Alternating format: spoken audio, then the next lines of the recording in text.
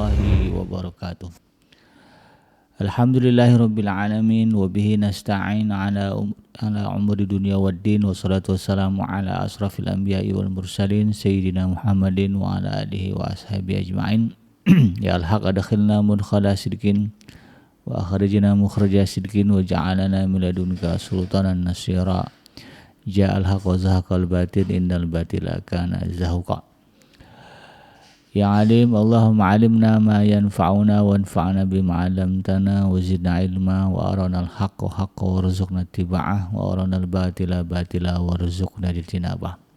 Ya al-ghafur rabbana innana amanna faghfir lana dzunubana wa qina adzabannar. Allahumma ighfir lil muslimin wal muslimat fi Filistin wa fi kulli makan. Allahumma ansur ikhwanana al-muslimin wal mujahidin fi Filistin wa fi kulli makan ya aziz ya jabbar ya rabbal alamin, amma ba'd. Alhamdulillah, segala puji dan syukur adalah milik Allah, Tuhan semesta alam yang telah menciptakan kita, dan karena rahmat dari Allah Subhanahu wa taala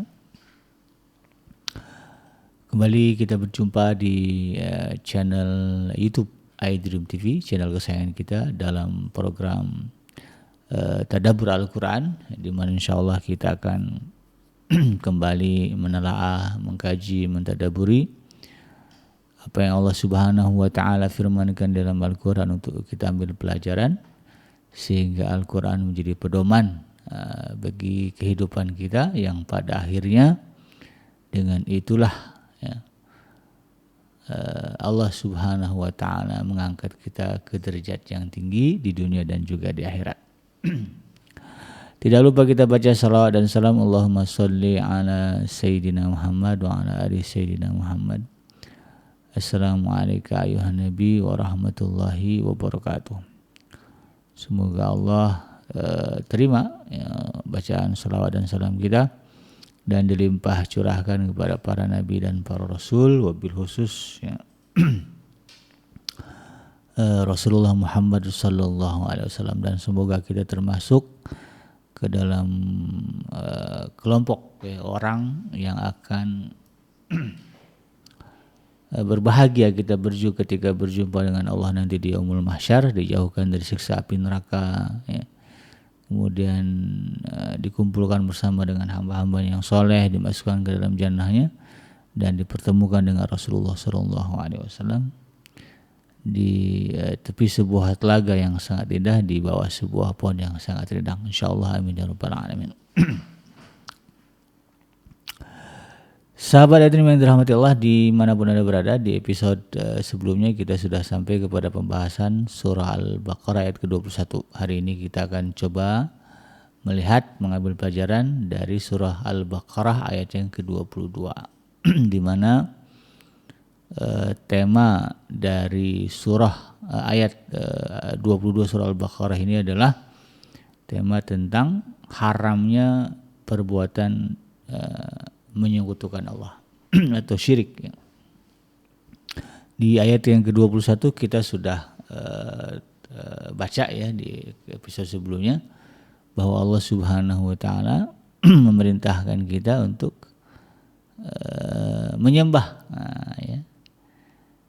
karena dialah yang telah menciptakan kita semuanya, menciptakan apa yang menjadi fasilitas bagi kita. Jadi kita ini diciptain Allah, lalu kemudian Allah berikan fasilitas. Maka dengan itulah Allah Subhanahu wa taala memerintahkan kita untuk menyembahnya. Jadi ini sejalan dengan yang disebut di dalam surah Az-Zariyat, bahwa wa ma khalaqtul jinna wal insa illa liya'budun. Adanya kita di alam dunia ini tidak lain dan tidak bukan kecuali untuk menyembah Allah Subhanahu wa taala. Maka tidak ada excuse bagi kita ketika menyadari bahwa kita adalah makhluk, kita ini ciptaan. Makanya penting untuk mengimani, meyakini teori penciptaan, karena ada juga orang yang tidak meyakini, tidak mengimani adanya penciptaan. Jadi semuanya terjadi dengan sendirinya, terjadi tanpa ada yang membuat. Ini paham-paham begini nih ya, yang seolah-olah ya, logis, tapi sebetulnya nggak logis gitu. Itu pernah dibantahkan oleh Imam Abu Hanifah satu ketika dahulu ya. Nah kemudian di ayat yang ke-22-nya Allah Subhanahu wa taala ya, menjabarkan bagaimana bagaimana kekuasaan Allah Subhanahu wa taala di dalam menciptakan segala sesuatu di alam dunia ini. Ya. Yang dengan itu ya, Allah Subhanahu wa taala ya, menantang manusia ya, kalau ada yang kamu sembah selain Allah begitu. Nah, bisa nggak kira-kira dia melakukan ini. Nah, gitu ya. Jadi ini saking haramnya ya, syirik ya, atau saking haramnya menyekutukan Allah Subhanahu wa taala.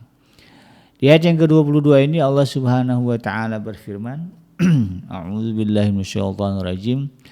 Alladzi ja'ala lakumul arda firasyan was-samaa'a binaa'a wa anzala minas samaa'i ma'an fa akhraja bihi minas thamarati rizqan lakum fala taj'alu lillahi andada wa antum ta'lamun. Alladzi ja'ala lakumul arda firasya ya. Dialah Allah ya, yang di ayat sebelumnya ya, yang telah memerintahkan kita manusia untuk menyembah ya, Allah Subhanahu wa taala, untuk bertakwa kepada Allah Subhanahu wa taala ya, dan menghindarkan diri dari kemunafikan. Nah, kalau dirunut lagi ke ayat sebelumnya gitu. Maka Allah yang memerintahkan kita untuk menyembahnya ya, yang memerintahkan kita untuk takut kepadanya adalah Dia di ayat ini yang telah menjadikan bagimu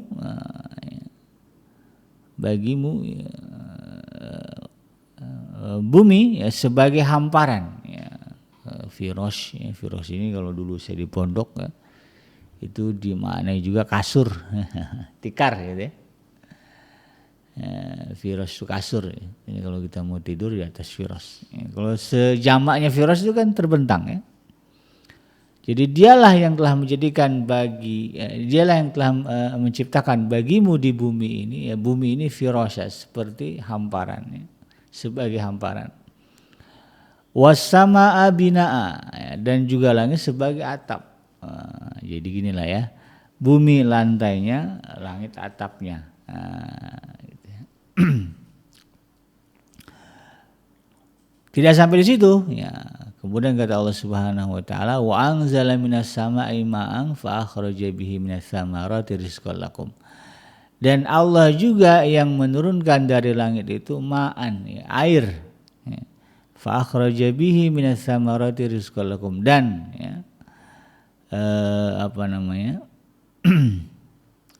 dengan hujan itu ya, fa akhraja bihi dengan hujan itu Allah Subhanahu wa taala menurunkan atau mengeluarkan buah-buahan sebagai rezeki untuk kamu.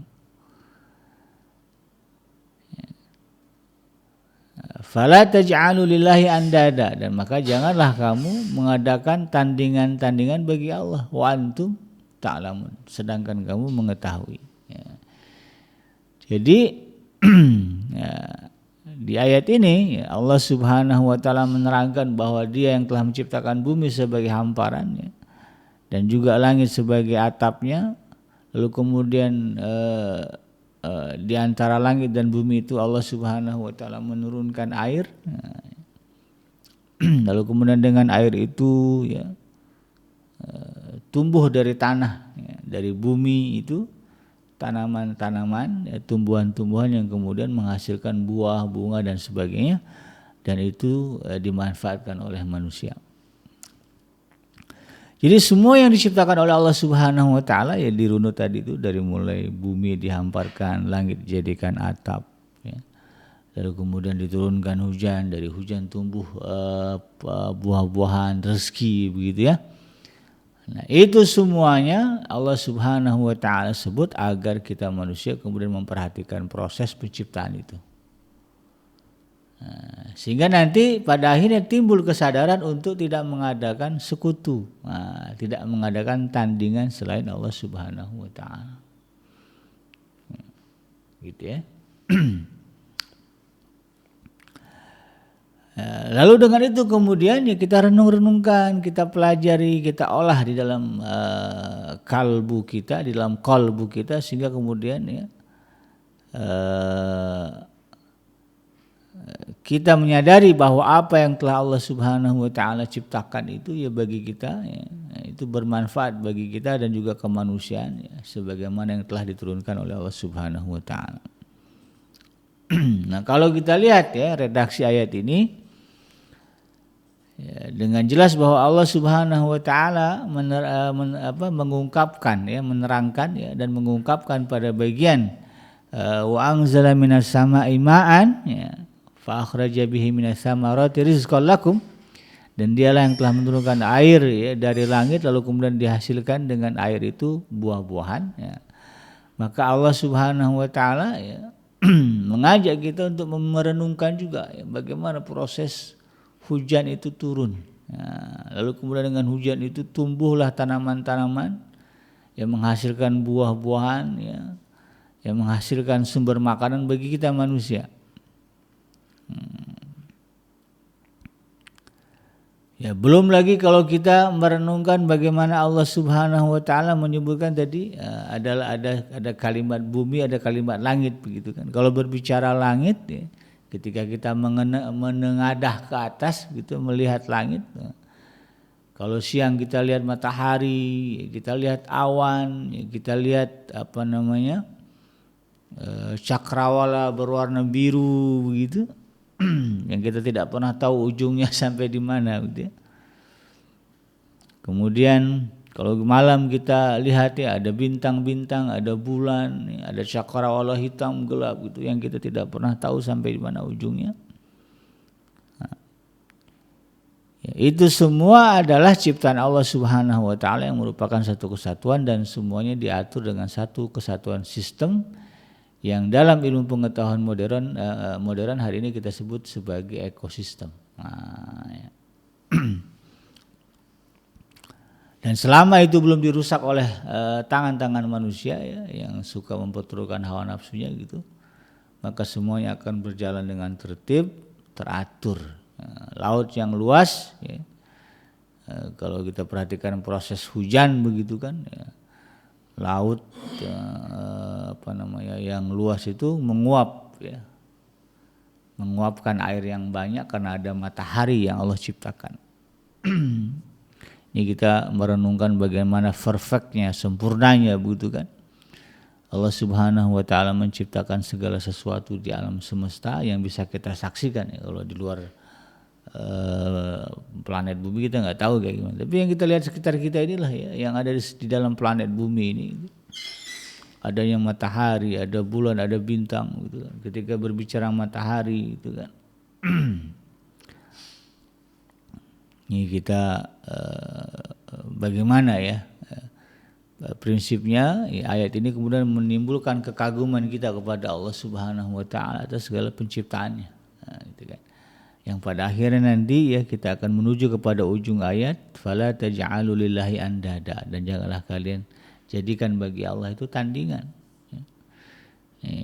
Kalau kita mau merenung-renungkan apa yang Allah Subhanahu wa taala ciptakan ya kayak tadi misalnya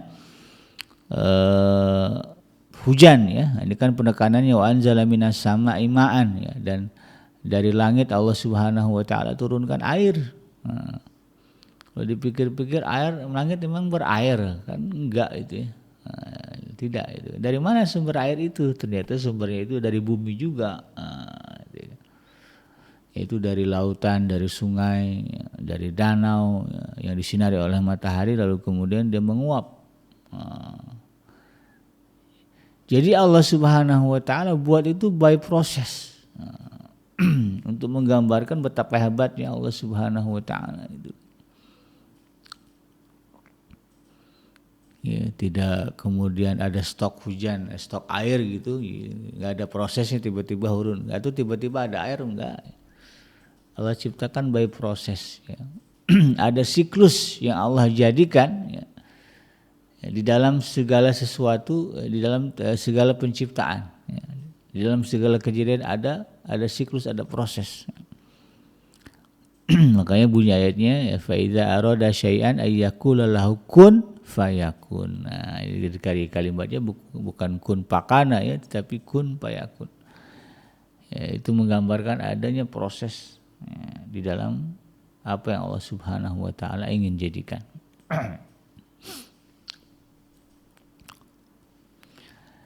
Nah, kalau kita perhatikan hujan tadi ya, penekanannya kepada hujan, Allah Subhanahu wa taala menjadikan matahari menyinari bumi, lalu kemudian dengan itu ya air-air yang ada di bumi naik ke atas. Nah, begitu ya. Lalu kemudian berubah ya menjadi awan ya. Dan kita lihat awan itu berubah menjadi hitam, ya, mendung, gelap gitu kan. Lalu kemudian ada kilat, petir dan sebagainya. Lalu kemudian disebarkan ya oleh angin-angin ke seluruh permukaan bumi, rata ya oleh Allah Subhanahu wa taala. Bagian bumi ini ya, di mana Allah kehendaki di situ ada air, maka Allah akan menggiring awan ya. Awan-awan itu yang berisi air untuk kemudian menurunkan hujan, menurunkan airnya dan mengairi permukaan bumi yang luas.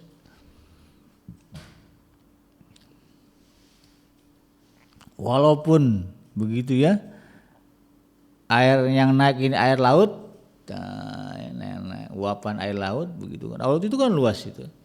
Tetapi ya, mudah bagi Allah kemudian ya menggiring air dari laut itu untuk ke darat gitu ya. Dengan adanya angin yang Allah ciptakan. Kadang-kadang kita melihat sepele gitu kan. Oh, itu kenapa awan bergerak, ada angin. Padahal kita harusnya ngeh gitu kan bahwa angin itu ada yang memerintahkan. Siapa yang memerintahkan? Ya Allah gitu kan. Kalau nggak diperintahkan Allah ya proses kan laut naik ke atas ya turun di situ lagi aja. Nah, gitu ya. Tapi karena ada Allah Subhanahu wa taala yang mengatur ya. Ada Allah Subhanahu wa taala yang menghendaki ya bahwa Dia menciptakan manusia itu tinggalnya di darat gitu ya. Maka hujan yang Allah ambil dari air laut ini kemudian dikirim ke daratan ya. Untuk manusia ya, dengan kekuasaannya melalui adanya angin yang Allah ciptakan.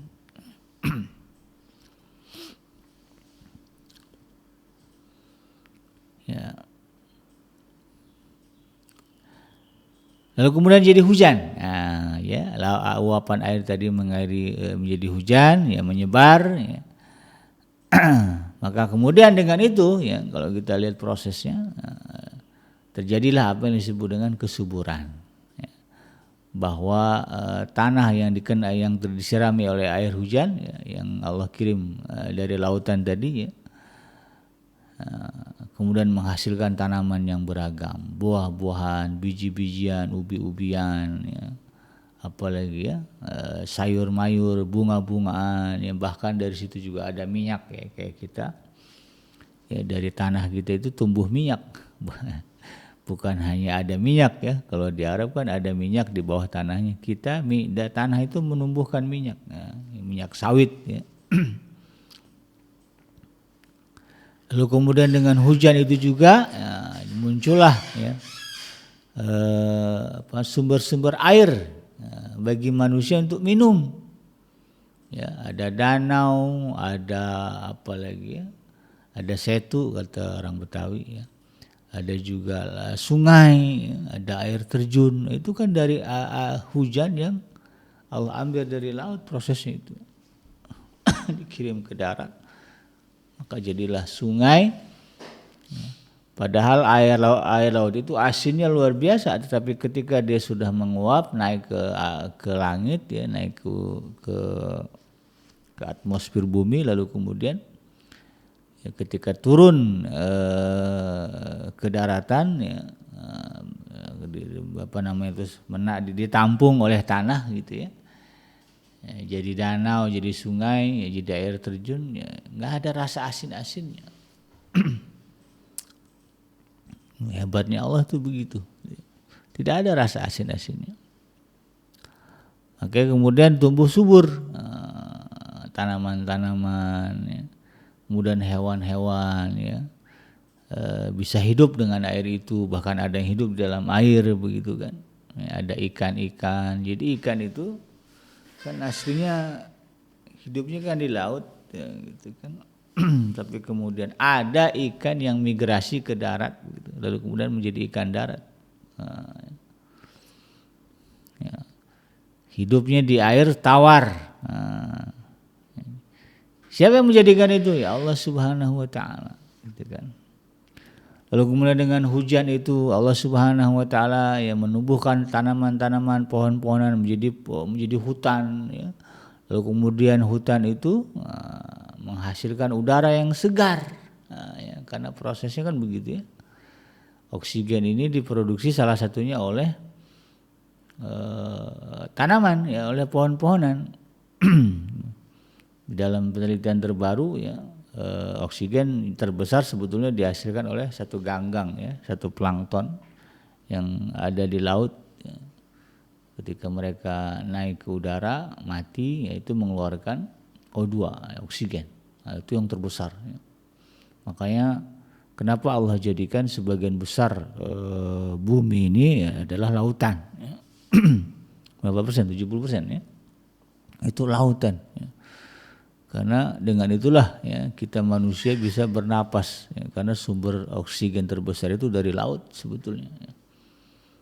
Lalu kemudian ditambah dengan tanaman-tanaman ya, pohon-pohonan yang kemudian mengeluarkan oksigen juga ya, udara yang segar juga, yang kemudian bisa menyejukkan udara panas ya.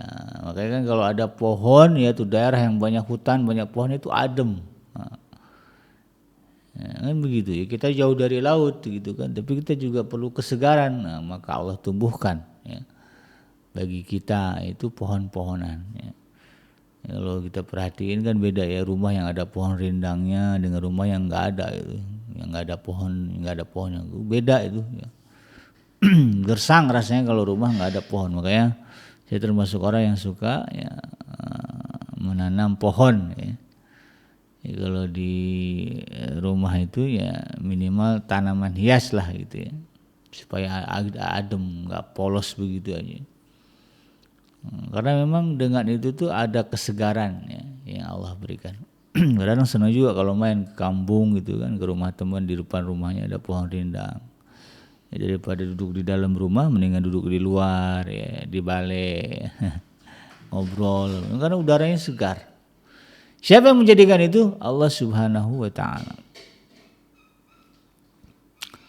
Nah, karena itu adalah siklus, nah, siklus yang Allah jadikan ya, dari mulai bumi ini Allah ciptakan, lalu kemudian manusia ya secara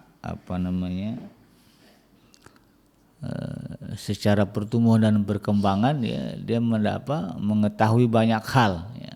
Jadi dia belajar banyak hal yang pada akhirnya kemudian dia bisa mengetahui gitu kan, memprediksi ya, jenis-jenis awan ya, jenis-jenis angin ya, diklasifikasi begitu kan. Nah, lalu kemudian muncullah teori bagaimana memperkirakan ya, atau memprakirakan cuaca ya. Akan ada jadinya teori perakiraan cuaca atau perkiraan cuaca gitu kan. Kalau awannya begini nih ya, nah itu isinya air gitu ya. Kalau awannya begini nih isinya salju gitu ya. Kalau angin begini nih kecepatannya sekian ya, itu diprediksi mengarah kemana ya, dengan gayanya tiupan arah kemana dia bawa awan, maka di daerah sini kemungkinan pada hari sekian dia akan turun hujan. Nah, itu kan manusia mendapatkan itu melalui pengamatan dia. Nah, dari siklus yang telah Allah jadikan dari mulai bumi ini diciptakan nggak melenceng ya begitu aja, sehingga manusia bisa belajar gitu kan. Dari fenomena itu walaupun ada juga ya anomali-anomali tapi jarang gitu kan. Ya anomali itu untuk mengagetin kita manusia bahwa tidak selamanya itu ya, bahwa di atas langit itu ada langit begitu kan. Oke, ada anomali-anomali ya, peristiwa yang tidak normal. Tapi ala kuliah secara umum keseluruhan itu normal-normal ya. Sehingga kemudian karena itu banyak manusia yang lalai kepada Allah Subhanahu wa taala karena menganggap itu hal yang biasa itu kan. Ya, dan ketika manusia ya makin banyak populasinya ya, daratan nggak cukup lagi untuk tinggal, maka kemudian mereka hijrah ke tepi pantai, begitu kan. Tinggallah di pinggir-pinggir laut, jadilah nelayan, begitu kan. Lalu kemudian dia tahu ya laut mana yang kira-kira banyak ikan. Ya ini kalau musim bulan ini musimnya ikannya ikan apa, kalau lautan begini isinya apa. Ya. Nah, inilah yang Allah ciptakan untuk kita manusia. Nah, kalau berbicara bumi, sampai sedemikian. Dan yang menariknya ya ada pembahasan ya, dalam teori bumi ini ya. Pertanyaan berkutat sekitar bumi ini datar apa bulat gitu ya. Karena kalau dalam Al-Quran kan begitu jelas bunyi wajah. Kalau dilihat ayat tadi waja'ala lakumul arda firasyan, ya, firasyan. Ya Allah menjadikan bumi itu seperti kasur. Ya, kasur itu kan datar, mana ada kasur bulat gitu ya. Ya, kalau di ayat yang lain seperti permadani ya. Wa ambasatnal arda bisato, dan kami hamparkan ya bumi seperti permadani, seperti tikar. Gitu ya. Jadi dari situ kemudian dulu ya konon ya, ulama-ulama kita ya Saudi ya, sampai sekarang masih ada yang meyakini bumi ini datar, gitu ya, flat earth gitu ya, tidak bulat. Tapi kemudian seiring dengan kemajuan zaman, kemajuan ilmu ya, lalu kemudian manusia katanya ya sudah bisa ya mendarat di bulan walaupun kemudian banyak yang meragukan gitu ya. Ya kalau terbang keluar bumi dikit bisa lah gitu ya ke stasiun ruang angkasa gitu ya. Kalau sampai ke bulan, nah ini dia banyak meragukan gitu kan. Sampai manusia bisa terbang tinggi ya mengamati bumi dari ketinggian ya, mengamati bumi dari stasiun ruang angkasa, maka yang muncul bumi ini bulat, gitu kan. Nah, kalau bagi saya jalan tengahnya itu kan, Al-Quran mengatakan dibentangkan seperti kasur, seperti tikar, lalu kemudian sains hari ini mengatakan bumi itu bulat ya, walaupun tidak bulat sempurna, itu agak lonjong gitu ya katanya. Maka titik temunya adalah itulah kehebatan Allah Subhanahu wa taala ya. Walaupun bumi ini diciptakannya bulat tetapi rasanya datar. Gitu ya. Walaupun bumi ini Allah jadikan seperti bola raksasa gitu. Tapi yang kita rasakan bumi ini datar, bumi ini terhampar. Nah, hebatnya Allah itu di situ ya.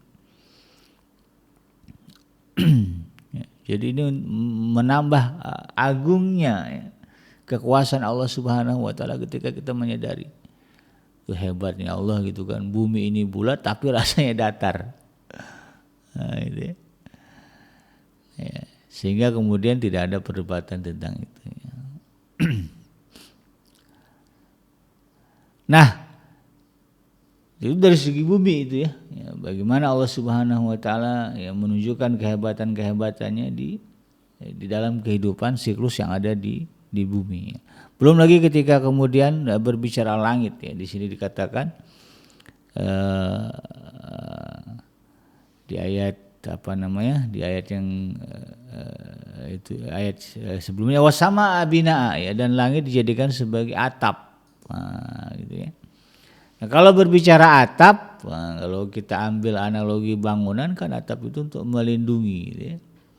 Melindungi yang ada di bawahnya dari apa yang ada di atasnya. Gitu ya.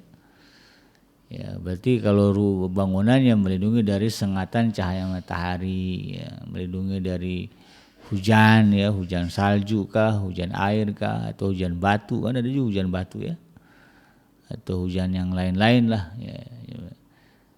Jadi kan teorinya begitu ya.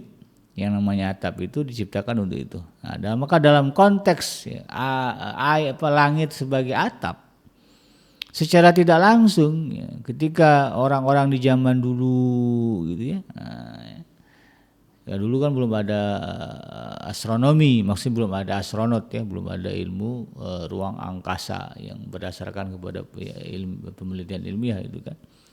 Jadi Allah Subhanahu wa taala sudah memberikan clue ya, gambaran kepada kaum muslimin di zaman dulu kalau dia mau merenungkan ya, bahwa langit yang kita lihat di atas ini ya, yang terbentang luas ya, dengan warna biru ya, cakrawala yang berwarna biru, lalu kemudian ada awan-awan begitu. Allah sebut itu sebagai atap. Nah, ketika dia merenung-renung namanya atap, berarti di atas atap itu ada sesuatu yang membahayakan. Nah, ada sesuatu yang juga bisa mengancam. Ya, kalau kita sebagai kalau berbicara bumi itu kan ya, berarti di atas atap itu ya ada langit ada matahari gitu kan. Ada hujan dan sebagainya. Maka ketika kita berbicara semesta alam ya, maka sesungguhnya ya, di luar bumi ya, di balik cakrawala biru itu ada bahaya-bahaya yang mengancam manusia. Dan itu kemudian Allah Subhanahu wa taala jaga. Itu kan. Dan ternyata ya kesininya ya, begitu manusia sudah bisa neropong ya ruang angkasa ya, maka kita jadi tahu bahwa ternyata ya di luar bumi itu ada ada sampah-sampah, ya, ada bebatuan, ya, ada benda-benda langit yang kemudian sewaktu-waktu bisa masuk ke orbit bumi dan pada akhirnya bisa masuk ke bumi. Dan ini yang saya katakan tadi, Allah sebutkan bumi itu langit itu atap ya. Kalau atap itu kan melindungi ya, tetapi ada kemudian anomali yang Allah jadikan ya. Sama seperti kita ya, kalau berbicara atap ya, atap itu kan sempurnanya nggak bisa ditembus gitu ya. Tapi ternyata ada juga ya kasus di mana atap itu bolong atau bocor lalu kemudian menimbulkan tetesan air ya, sehingga kita tahu yang turun itu air rupanya gitu ya. Ada air rupanya di atas sana gitu kan, ada hujan gitu ya. Maka ketika berbicara anomali teori atap langit tadi itu ya, ada kemudian kebocoran kebocoran langit lah gitu ya, atau langit itu bisa ditembus oleh atmosfer oleh benda langit ya, yang kemudian jatuh ya ke bumi ya. Kalau di Arizona Amerika itu ada jejak ya, di mana batu meteor pernah menghantam bumi. Itu lebarnya selebar satu kota. Jadi bisa bayangkan kalau ada meteorit ya sebesar bis yang jatuh ke bumi ya, kalau jatuh di tengah-tengah kota itu jadi rata gitu. Nah, ya. Itu Allah Subhanahu wa taala jadikan ya, supaya kita belajar.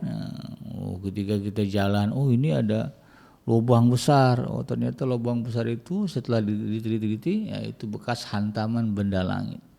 Kan anomali itu ya. Maka kemudian kita menyadari ternyata Allah Subhanahu wa taala yang menjadikan langit ini sebagai atap supaya kita aman. Ya. Supaya bumi tidak porak-poranda ya dengan adanya benda-benda langit, meteorit. Apalagi kemudian ketika berbicara penelitian kenapa ya dinosaurus punah, ya, ada yang menyimpulkan bahwa itu disebabkan oleh hujan meteor. Padahal kalau berbicara besarnya ya benda binatang-binatang purba itu wah ya, luar biasa ya. Kita ini nggak ada seberapanya ya. Besar-besar tapi kemudian bisa hilang ya. Bisa terkubur begitu kan. Dan ternyata ya, ada teori yang mengatakan penyebabnya adalah adanya hujan meteor ya. hujan asteroid gitu ya. Lebih jauh lagi manusia menggali dan mendalam, ternyata ya langit yang kelihatannya biru-biru aja gitu ya, ternyata itu ada lapisan-lapisannya ya. Ada ozon ya, ada atmosfer ya, yang berlapis-lapis ya, seperti saringan gitu ya, sehingga kemudian nggak bisa ditembus dengan mudah ya oleh benda yang jatuh dari langit Ya, walaupun nggak kelihatan itu ada itu. Ya, buktinya apa? Kalau ada meteor jatuh, meteor itu kemudian ya, dari sebesar apa katakanlah sebesar bis itu bisa jadi jatuhnya ke bumi jadi sebesar batu kerikil. Nah, itu. Karena berhantaman dengan lapisan-lapisan ozon tadi yang nggak kelihatan itu hebatnya Allah.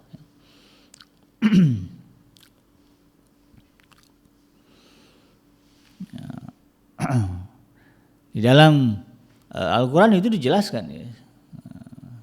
Nah, itu semuanya ya.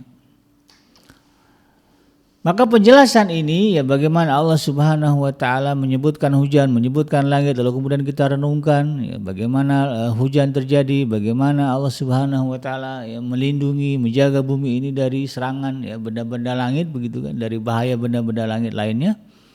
Maka sesungguhnya ini ya seharusnya menyadarkan kita ya orang-orang yang beriman kepada Allah Subhanahu wa taala ya beberapa hal. Yang pertama ya kita jagalah keseimbangan alam ini gitu ya. Allah Subhanahu wa taala saja menjaga ya, bumi yang Dia ciptakan dari benda-benda langit supaya enggak hancur, enggak porak-poranda begitu. Kenapa kemudian kita menghancurkannya? Sedangkan Allah Subhanahu wa taala dijaga, tetapi kemudian kita sanggup ya udahlah enggak menciptakan, ya, enggak menjadikan, enggak ikut juga ya dalam proses penciptaan itu. Lalu kemudian dengan mudahnya memporak-porandakan, menghancurkan ya, membombardir begitu. Keindahan-keindahan yang Allah sudah ciptakan ya. Sudah terbangun kota ya di Palestina, di Gaza ya, diratakan, dihancurkan oleh penjajah ya, Israel la'natullah alaihim ya. Bayangkan saja ya. Gimana enggak marah Tuhan dia. Laut udah bagus dicemari oleh limbah-limbah ya. Padahal ya, Allah Subhanahu wa taala yang menjadikan manusia ini sebagai khalifah ya, khalifatullah fil ard ya. Menjadi pemelihara ya bumi ya. Salah satu fungsi manusia itu gitu kan. Yang pada akhirnya ketika dia menyadari bahwa bumi ini harus dipelihara dan dijaga ya dia sebetulnya menjaga kelangsungan hidup dia dan keturunannya juga gitu. Keturunan manusia ini gitu. Makanya kemudian di dalam hati manusia itu ada rasa mawaddah, kecintaan kepada sesama ya. Ya, termasuklah kecintaan kepada keturunan. Nah, itu salah satu cara agar Allah kemudian ya, menggerakkan hati manusia untuk menjaga bumi tetap lestari sehingga bisa diwariskan kepada anak cucu mereka. Maka karena dari situ kemudian pada ujung ayatnya fala taj'alu lillahi andada, maka janganlah kalian ya, terpikir walaupun sedikit ya untuk kemudian menyebut adanya ya, sesuatu selain Allah Subhanahu wa taala yang memiliki kehebatan, yang bisa menandingi kehebatan Allah Subhanahu wa taala. Jangan pernah bermimpi ya itu akan terjadi. Terbetik di pikiran pun jangan. Kalau guru saya dulu pernah bilang kita ini sehebat-hebatnya kita ya dalam membuat sebanyak hal begitu. Buat rambut satu helai aja gitu nggak bisa, yang mirip gitu. Memodifikasi bisa, tetapi bikin rambut ya baru ya satu helai manusia nggak akan bisa. Jangan pernah sombong begitu kan. Ya. Jangan sampai ketemu malaikat ngomong sombong amat. Nah, itu ya. Nah, ini yang harus kita pahami. Kembali kepada perintah Allah Subhanahu wa taala dalam surah Az-Zariyat surah yang ke-51 ayat yang ke-56, wa ma khalaqtul jinna wal insa illa liya'budun. Aku tidak menciptakan jin dan manusia kata Allah Subhanahu wa taala kecuali agar mereka menjadi menjadi hamba yang beribadah kepadaku.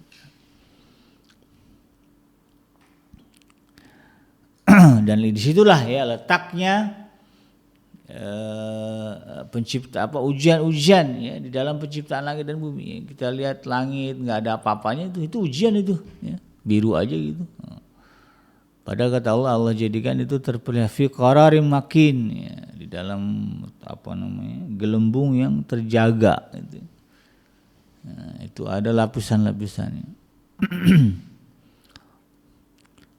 Kalau bahkan kalau ngelihat hujan, ya hujan prosesnya dari laut kemudian naik ke atas, nggak ada Allahnya, itu hujan itu. Kalau kita belajar teori siklus hujan kan begitu ya. Makanya untuk guru-guru yang mengajar anak-anak SD ya, ketika mengajar ilmu sains, ini harus diintegrasikan dengan agama. Harus disadari, ditumbuhkan kesadaran kepada anak-anak ya, bahwa kejadian alam semesta ya, siklus-siklus yang kita temukan di alam dunia ini itu semuanya ada yang menggerakkan, ada yang memerintahkan. Siapa itu? Allah Subhanahu wa taala. Sehingga ketika dia berbicara hujan, dia sadar ya, walaupun hujan itu asalnya dari laut menguap ke langit ya, lalu kemudian terjadi kondensasi dan sebagainya, lalu kemudian datang angin gitu kan, digiring ke daratan, jadilah hujan. Nah, teorinya kan begitu, nggak ada Allahnya gitu kan, tetapi kemudian dia menyadari itu semua terjadi atas perintah Allah Subhanahu wa taala. Buktinya apa? Buktinya kita lihat juga itu ya, bahwa ada juga daerah-daerah, tempat-tempat di bumi ini yang nggak pernah hujan, nggak pernah disirami hujan, sehingga daerah itu menjadi kering dan tandus. Padahal kalau berbicara angin, daerah itu juga ada angin ya, ada angin yang bergerak bertiup, dia juga ada laut begitu kan. Tetapi kenapa kemudian daerah itu nggak pernah dikirim hujan? Ada. Ya. Ini menandakan bahwa bukan angin itu yang menyebabkan awan, menyebabkan kan kenapa di sini hujan di sana enggak? Oh karena anginnya kemari. Bukan itu, bukan. Tapi memang Allah yang merintahkan. Di sinilah yang kamu harus turunkan hujan ya. Di sana jangan. Nah, jadi ada yang mengatur. Ya, karena situ penekanannya adalah bagaimana anak-anak ini menyadari bahwa dalam setiap siklus yang terjadi di alam dunia yang dipelajari dalam ilmu-ilmu pengetahuan atau sains ya, itu semua ada yang menggerakkan, itu ada yang menciptakan, yaitu Allah Subhanahu wa taala. Maka karena itu kemudian ya, keimanan kita, tauhid kita kepada Allah Subhanahu wa taala harus semakin kokoh dan kuat. Jadi inilah yang kemudian kita harus renung-renungkan ketika kita ya, menggunakan mata ini untuk menyaksikan apa yang terjadi di alam kita ini, di alam semesta ini, di bumi tempat kita tinggal ini. Dan kaitkan itu semua dengan kehebatan Allah Subhanahu wa taala sebagai penciptanya. Kagum kita dengan hamparan tanaman teh gitu ya, dengan hijaunya sawah. Kadang-kadang kalau ngeliat sawah itu saya pernah kecil-kecil dulu ya, diajak camping ya, ngelihat kebun teh untuk pertama kalinya, luar biasa ya. Saya sampai takbir gitu ya. Ngelihat hamparan teh kayak karpet ya di Goalpara waktu itu dulu ya. Main lagi ke mana gitu kan, ada sawah ya, luas sawah hijau, luar biasa takjubnya kita ya.